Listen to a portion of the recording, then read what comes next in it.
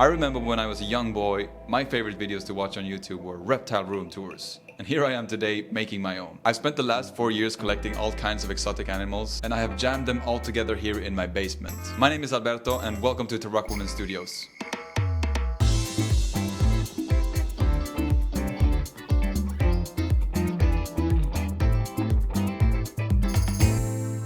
This is my green basilisk Leonardo, and it's a pretty cool lizard. Not many people have these because they're pretty skittish. But today Leo is super calm. He usually hates me and scratches me, but he likes to sit here on my arm today. And let's put him back. He's been living in this enclosure for 1.5 years almost. This is a Reptile paludarium that measures 180 centimeters long, 90 high and 60 deep. I don't want to sound like a broken record, but Leo is soon gonna move out of here. I'm saying soon because the terrarium has actually arrived.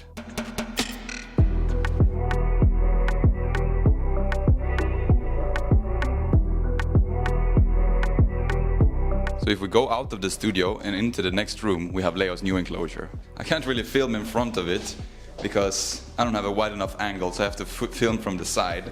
But it's gigantic. You can fit 1, 2, 3, 4, 5. 5 people can live in here. The new enclosure is 240 centimeters long, 190 high, and 90 centimeters wide. Basically, we will have water all over here with some land area in the back, and then gigantic trees, plants all over the place. Yeah, I'm super excited about this and kind of scared because it's a huge project and I don't want anything to go wrong, so I'm gonna take my time with this, even though I'm super excited and just want to get on with it. But yeah, just a little sneak peek on Leo's new enclosure. Leo is around 4 years. I got him back in 2021. And it's just a majestic animal. Basilisks are also called Jesus Christ lizard because they can literally run on water. They have this special long toe that enables them to form a bubble when they run on the water, so they can literally run on water. The most striking thing about Leo is his sail, I think.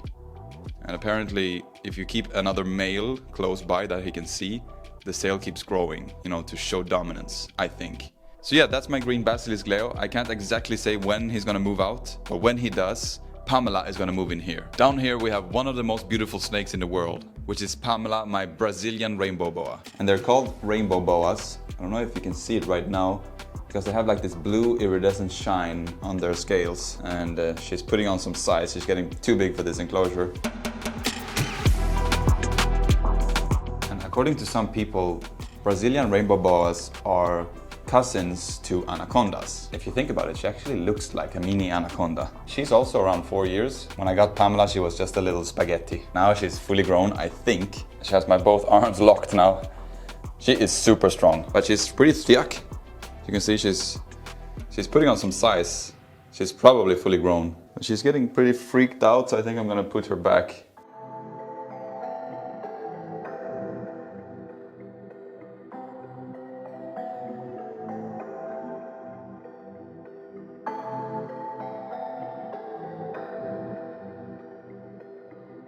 Go back to your nap.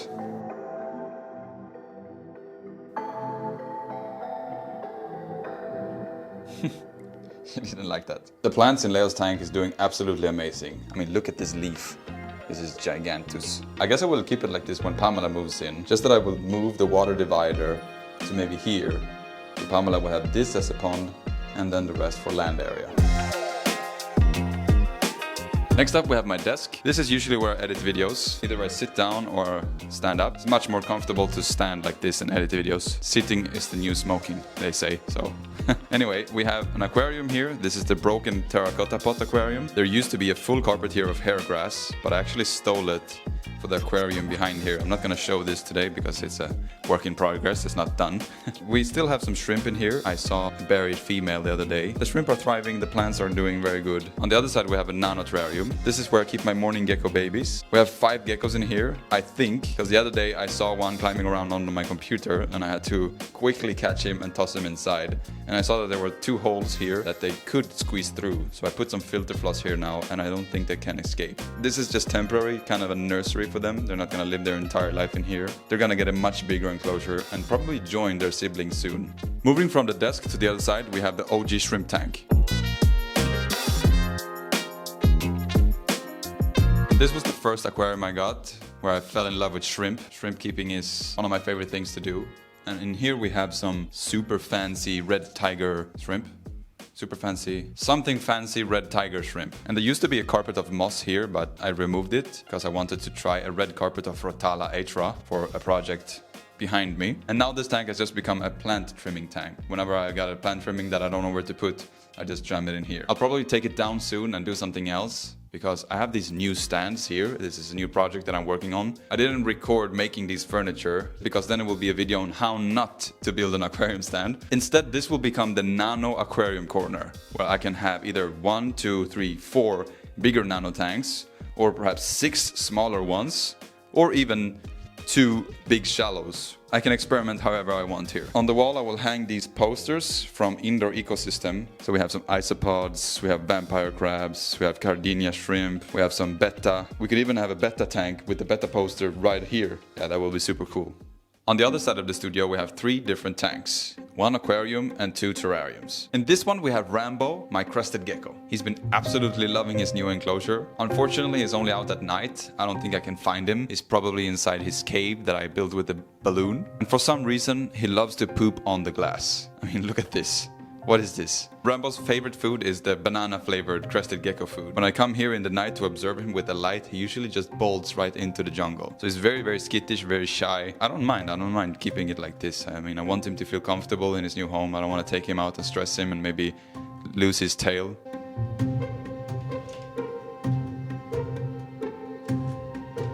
Right next to Rambo we have Zelda, my Chinese cave gecko, which is also nocturnal. She was given to me by a family that could no longer take care of her. I usually come here at night, drop a few crickets inside, and I watch her hunt them down. She's very, very good at hunting them. Sometimes she misses. Sometimes she grabs them within a second, like she's very, very fast. And I wish I could take her out and show her to you, but most of my animals are nocturnal. And it's very annoying because sometimes people come in here and they're like, ooh, what lives in here? Ooh. It's a Chinese cave gecko, but you can't see them. They're out during the night. And then they go over to Rambo. Ooh, what's in here? Oh, another gecko that I cannot see.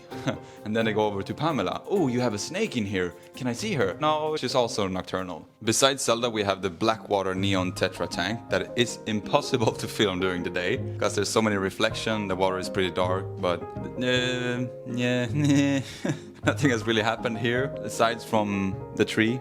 Ficus Daniel, Ficus whatever, died. So it's just a sad looking tree now. But I have a cutting of pothos that probably will climb and take over, so it will become a pothos tree instead of a dead tree. This one will move soon because I want to have 3 similar tanks to Zelda and Rambo here, like all in line like that, instead of this random aquarium. That's where I'll keep the morning geckos. So I will have a big tank just like Zelda and Rambo's with morning geckos and keep them all together. Fish are just loving this natural environment, this black water environment. It's just impossible to film. I should probably come back at night and film them.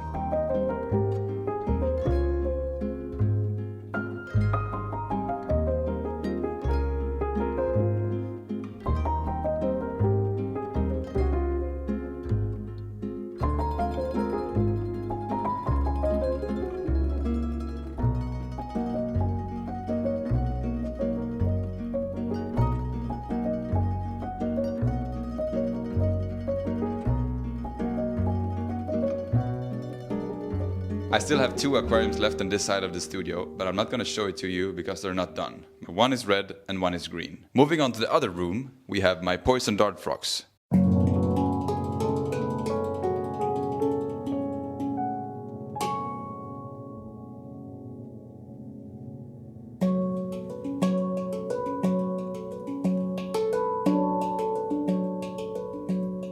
Obviously they're not out now. I have 2 males and I would love to have a female, so maybe in the Reptile Expo in Malmo the 30th of August I'm gonna go there and try to find a female for them, and perhaps we can get some breeding action. We also have 4 morning geckos in here that of course is also hiding because nocturnal, duh. But these morning geckos are also gonna move in with the babies when I set the new tank up. One thing I really like about this tank is the plants. They have really taken over, like this Philodendron atatapuense. This is Monstera, Swiss cheese something, and then we have the bromeliads that are sending new babies.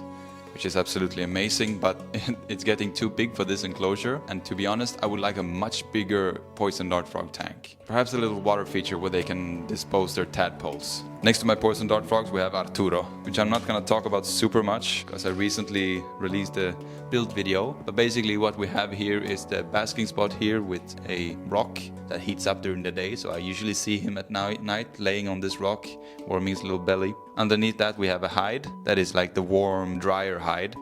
So this part I never spray, I never miss this part, I keep this dry. And then from here we go down to the medium hide. This is his preferred hide. And from the medium hide we go down to the moist hide. So this area I keep damp all the time, not wet like a rainforest. I just sprayed it this morning so it's very damp, but I do this maybe once or twice a week.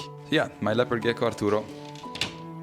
Moving on from Arturo, we come to the vampire crabs. Here we have 1, 2, 3, 4 vampire crab paludariums that are soon going to be taken down, and instead I'm going to build one massive that's going to be 2 meters long, 90 centimeters high and 60 centimeters deep. When I received Leo's enclosure, I also received the pieces to build the new vampire crab paludarium. Things are happening in the studio, I'm super excited about this. I first have to catch all the vampire crabs, and then, depending on how many they are of course, I'm gonna put them all together in one big enclosure. So this is the mothership.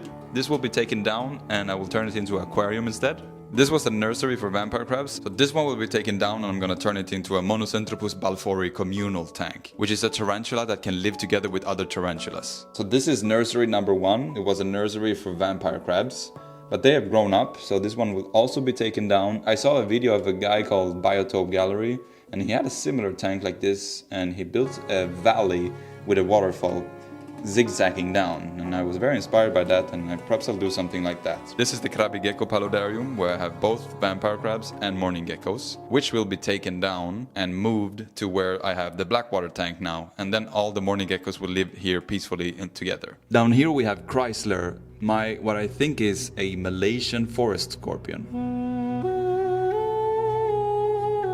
He's also, you guessed it, nocturnal, of course, but he's usually behind this cork bark. Yeah, there he is. He hates me.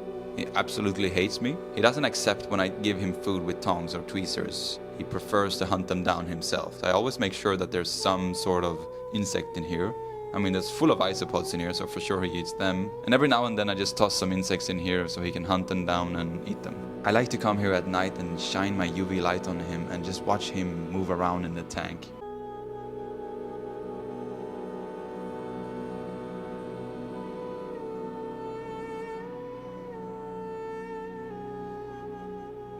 But yeah, let's put this cork bark back so we don't bother him too much.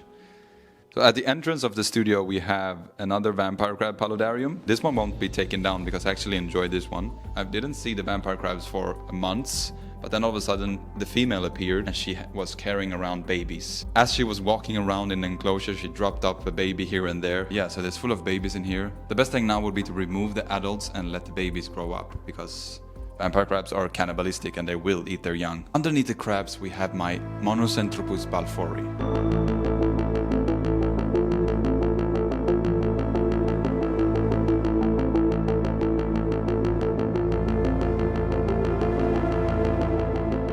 If she would bite you, you probably won't die, but it will probably hurt a lot. Let me know if you've ever been bitten by Monocentrupus balfouri and if it hurts or not.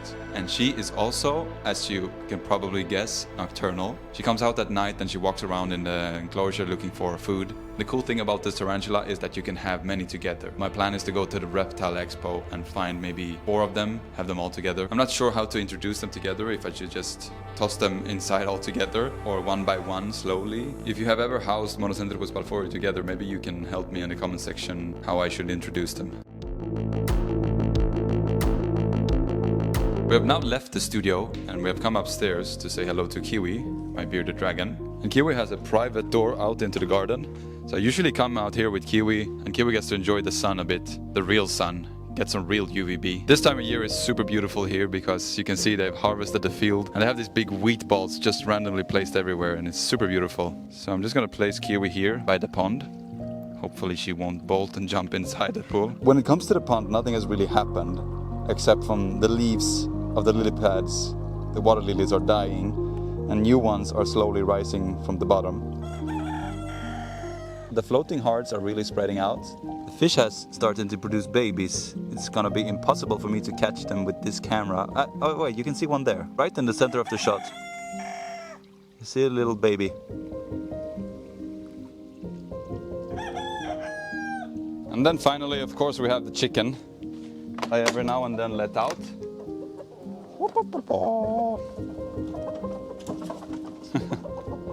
They just love to be outside, forage for insects and eat grass or whatever they want. It's just amazing to have this opportunity to let them free roam. Supervised, of course, because I don't want them to be eaten by some fox or prey birds or something. I have to be out here with them in the garden, and I also have Kiwi on the shoulder supervising the chicken for me. We have too many roosters, so we actually went the other day to get this playhouse, which we're gonna turn into a rooster bachelor coop. So yeah, that's it for today's video. Just a little update on how everybody's doing and what's gonna happen in the future.